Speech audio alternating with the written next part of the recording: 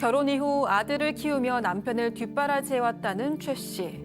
개인 회생을 신청할 만큼 형편이 어려웠지만 둘째 출산을 앞두고는 점차 안정을 찾아가게 됩니다. 그런데 소득이 잡히기 시작하자 하나뿐인 집을 비우라는 통보를 받게 된 부부는 하는 수 없이 위장 이혼을 택하는데요. 문제는 남편이 갓 태어난 아이를 보고도 외도를 저지르고 있었던 겁니다.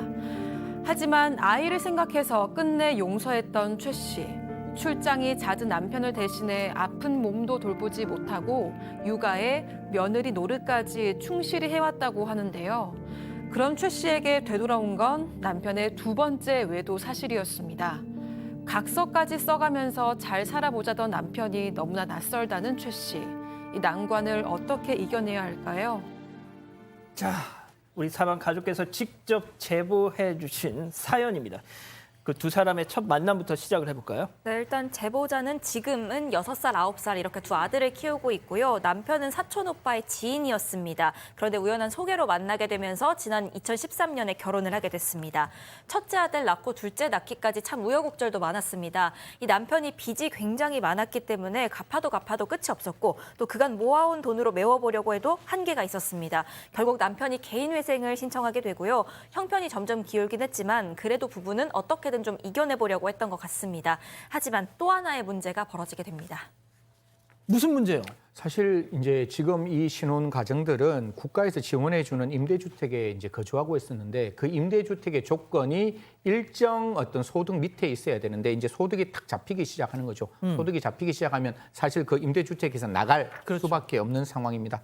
사실 그때 첫째가 있었고 둘째는 만삭인 상태였기 때문에 어떻게 아이들을 키우는 도 벅찬 상태에서 다른 집을 구한다는 게 정말 현실적으로 어려웠고 아하. 그러다 보니까 둘이가 고민을 했는 거예요. 어떻게? 그럼 이 소득이 좀 안 잡히게 할 수 있는 방법은 없을까? 이혼. 그게 이혼인 거죠. 근데 이게 위장이혼은 불법인데 위장이혼을 선택할 수밖에 없었던 상황. 그래서 이 둘은 사실혼 관계로 지내게 됩니다. 자, 둘째를 그런데 출산한 지 넉 달 만에 남편에게 여자가 있다는 사실을. 맞습니다. 우연히 첫째 아들이 아빠 휴대폰을 가지고 있다가 사진첩을 보게 됐는데요. 그 사진첩에 보니까 처음 보는 여성이 나타난 겁니다.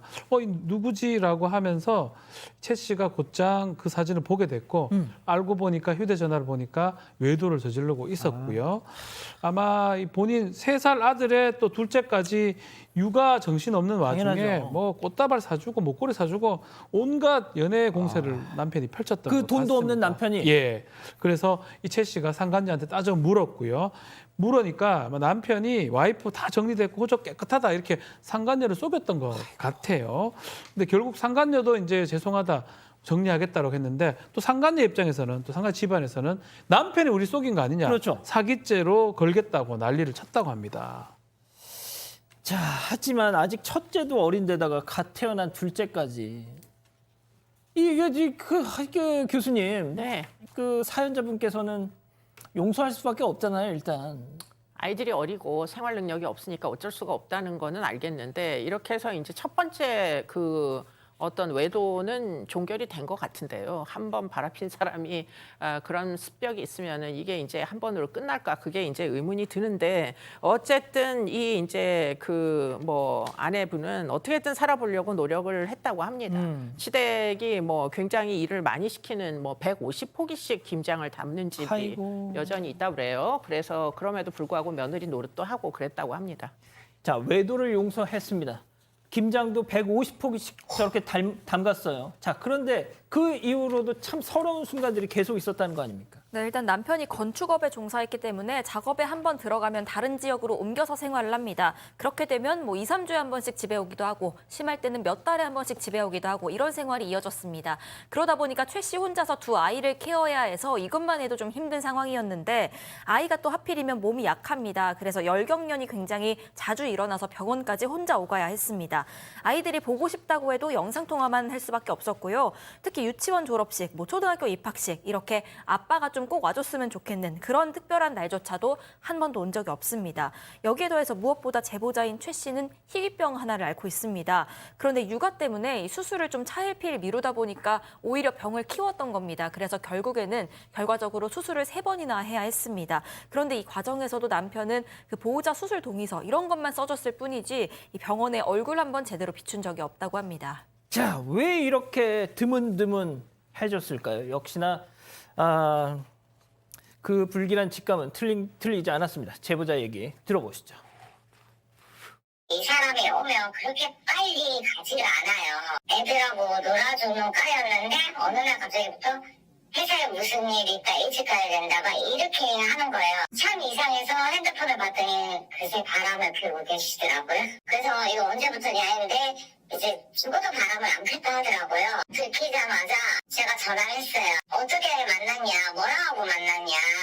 그랬더니 자기는 호적이 깨끗하고 애도 없고 이런 식으로 얘기를 했대요.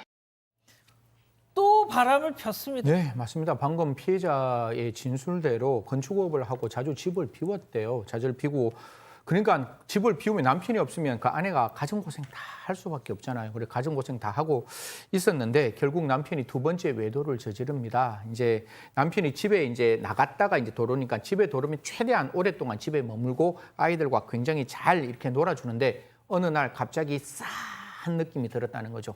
첫 번째, 그 카톡의 프로필을 보니까 프로필이 원래 가족 사진이었는데 그 프로필이 사라졌다는 겁니다. 그리고 계속해서 바깥에 나가는 게 수상해서 휴대폰을 딱 살펴봤더니 일하면서 또 다른 여자를 만나고 있었다는 거죠. 사실 언제부터 이런 거냐면 남편을 추궁했지만 남편은 죽어도 나는 바람을 안 피웠다고 빡빡 우겼고 그 상간녀도 불륜을 불륜하지 않았다 극구 부인했습니다. 이러니까 다시 한번 각서를 쓰게 됩니다. 각서가 정말 마음을 우리가 짠하게 만드는데요. 가정에 불화가 생겨도 큰 소리로 이야기하지 말고 부부 약속 한 번만 좀 지켜보자. 그렇게 이야기하고 마지막에 우리가 열심히 살아서 정말 행복하게 나아가 보자. 이런 어떤 각서 내용이 있었습니다. 자, 그렇게 각서까지 쓰면서 정말 정신을 차리나 했는데 세상에 남편이 자기의 아이들한테 그 상간녀를 소개했다는 겁니다. 네, 뭐 터무니없는 일이 이제 계속 벌어지는 거예요. 예. 시아버지가 돌아가셨다라는 부고를 받고 뭐 어쨌든 이제 그럼 가야 되지 않습니까? 아이들을 데리고 갔는데 그 자리에 남편이 상간녀를 데리고 참석을 한 거예요. 그러더니 이제 이 상간녀를 애들한테 소개를 하면서 너희도 이제 이분을 엄마라고 불러라. 하는 지경까지 가다 보니까 이건 정말 뭐 도저히 구제불능이다 이런 이제 상황이 된 거죠. 자, 박 변호사님. 네. 가장 중요한 쟁점은 지금부터입니다. 남편이 사실혼 상태에서 바람을 피웠다. 왜냐하면 네. 위장 이혼을 했으니까. 그렇죠.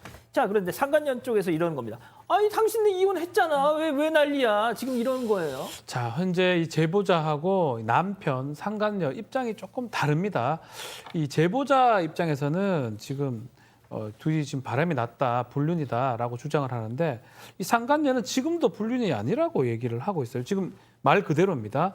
사실은 끝냈고 그리고 법적으로 이혼까지 했으니까 지금 아무런 문제가 없는 거 아니냐라고 이 상간녀 얘기를 하고 있습니다. 남편 역시 나 신경 쓰지 말고 애들하고 너만 생각하고 살아라. 허허. 우리 사실혼관계 끝났다라고 얘기하면서 오히려 자꾸 그런 주장하면 당신이 범죄가 된다라고 오히려 어이구야. 적반하장으로 나오고 있는 상황입니다. 더군다나 이 남편이 거기서 그치는 게 아니라 양육권까지 주장한다고 합니다. 자, 그러면 이쯤에서 별별 상담소 오늘의 궁금증 짚어보죠. 자, 사실혼 상태에서 바람 피운 남편 상간녀 소송이 가능할까요? 가능합니다. 원칙적으로. 사실은 법률혼이냐 사실혼이냐 기준은 혼인신고가 유일한 기준이거든요. 또 위장이혼을 했기 때문에 실제로 혼인의 실체는 있지만 위장이혼했던 거는 뭐 별다른 또 다른 문제이기도 하고 그렇기 때문에 사실혼 관계도 당연히 정조 의무가 있고 동거 의무가 있습니다. 그래서 위반했다 그러면 뭐 상간녀라든지 아니면 남편을 상대로 위자료 청구 소송도 가능하고 근데 문제가 있어요. 이런 걸 좀 입증을 해내야 됩니다. 남편은 지금 아니라고 좀 계속 얘기하고 있기 때문에 두 사람의 사실혼 관계가 계속적으로 유지되고 있다. 예를 들어서 같이 살고 있는 거 아니면 다른 사람이 보기에 두 사람이 부부가 맞다라는 거 또 아이들의 진술이라든지 이런 것들이 있다면 상간녀를 상대로 위자료 소송까지 가능할 것 같습니다. 자, 승희님, 네. 이 사연자분께서 지금 경제적으로 너무 어려우셔가지고 변호사 선임이 좀 어려우시다는데 뭐 해주실 만한 좀 조언이 있으면. 사실 우리 저 박 변호사님이 그 말씀하신 그 내용을 반드시 머릿속에 기억하시고 좀 이렇게 받아 적었으면 좋겠습니다. 사실혼 관계가 유지되어야 한다. 그게 가장 중요한 거예요. 자칫하면 무고죄로 진짜 역고소 당할 수도 있으니까요. 첫 번째, 두 사람이 같이 함께 했다는 것. 두 번째는 시댁과 친정을 같이 오고 갔다라는 사진과 증거. 그리고 아이들이 아빠가 우리 집에서 자고 어허. 그리고 여기서 생활했다라는 이야기들 어허. 이런 것들을 하나 모아 놓으셔야 됩니다. 그래서 지금부터라도 그런 자료 조금 찾으셔가지고 준비하시는 게 필요하다는 말씀드리겠습니다. 교수님, 그리고 예. 우리 법률구조공단이 있으니까요. 혹시나 법률적 어떤 내용이 필요하면 꼭 찾아가서 같이 이야기를 했으면 좋겠다는 말씀까지 드리도록 하겠습니다. 교수님도 뭐 조언 한마디 해주시죠. 뭐. 저는 이제 같은 여자 입장에서 이 남자가 돌아올 거냐. 저는 너무 비관적으로 생각이 자꾸 들어요. 그렇기 때문에 지금 법률적 조언을 받으시는 게 지금 이 타이밍에는 더 이상 남편을 용서하지 마시라 이런 말씀을 꼭 드리고 싶습니다. 예. 자, 우리 가족 여러분들 의견도 짧게 좀 부탁드릴게요. 네, 일단 티니아님 남편의 양육권 주장 100% 돈 주기 싫어서 그런 것 같아요 하셨고요. 이초코님 저런 남자 좋다고 하는 상간녀의 심리도 이해할 수가 없네요 하셨습니다. 김미경님 애들한테 상처 주면서까지 저렇게 고생한 아내를 두고 어떻게 저런 짓을 할 수가 있지? 라는 의견도 주셨습니다. 그러게요. 저런 남자를 좋아하는 상간녀 이해할 수 없다는 얘기. 제 생각도 그렇습니다. 자, 별별 상담소 이렇게 정리하고요.